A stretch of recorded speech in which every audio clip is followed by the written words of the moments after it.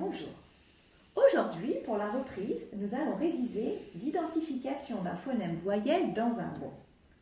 Pour cela, vous avez reçu la fiche des maisons des voyelles à compléter.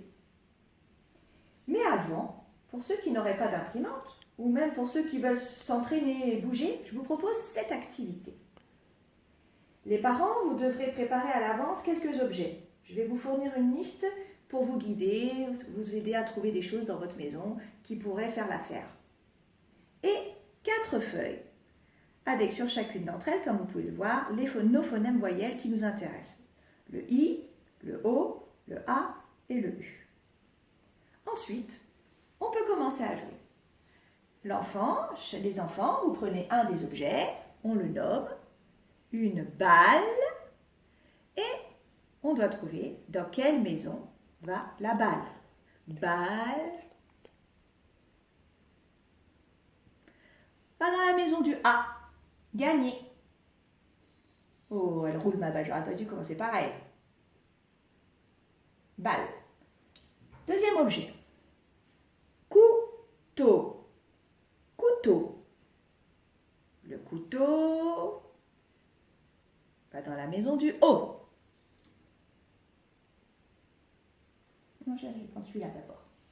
Alors, celle-ci, c'est une pâquerette. Pâquerette. Pâquerette. Elle va dans la maison du A.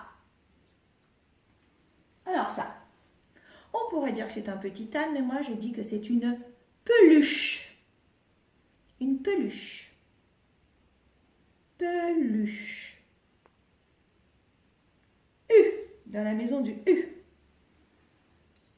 Ici, du fil. Fil. Dans la maison du I. Lunette. Lunette va dans la maison du U. Coton. Coton. Coton. On écoute bien. Hein. Ceux qui ont des difficultés le savent. On peut le dire très lentement, le mot coton. Et là, j'entends le son O. Il va dans la maison des O. Et mon dernier pour aujourd'hui, bougie. Bougie. Bougie. Dans la maison du I. Et je peux vérifier si je me suis trompée ou si tout est bon. C'est un entraînement avant de faire la petite fiche qui vous est fournie. Je vais vous donner, les parents, une liste avec plein d'autres mots, parce que vous n'avez peut-être pas une peluche, ni une balle, ni des pâquerettes, mais j'ai essayé de vous noter plein de mots que vous pourrez trouver à la maison afin de jouer avec vos enfants. Ça serait bien d'en avoir au moins 2 par son pour un bon entraînement. Si vous en avez plus, tant mieux. Et ça peut être amusant. Et si ce sont des gros objets, ça peut être 4 coins de la maison, un coin destiné aux objets dans lesquels on entend I, un coin destiné aux objets dans lesquels on entend O, un coin destiné aux objets A et U.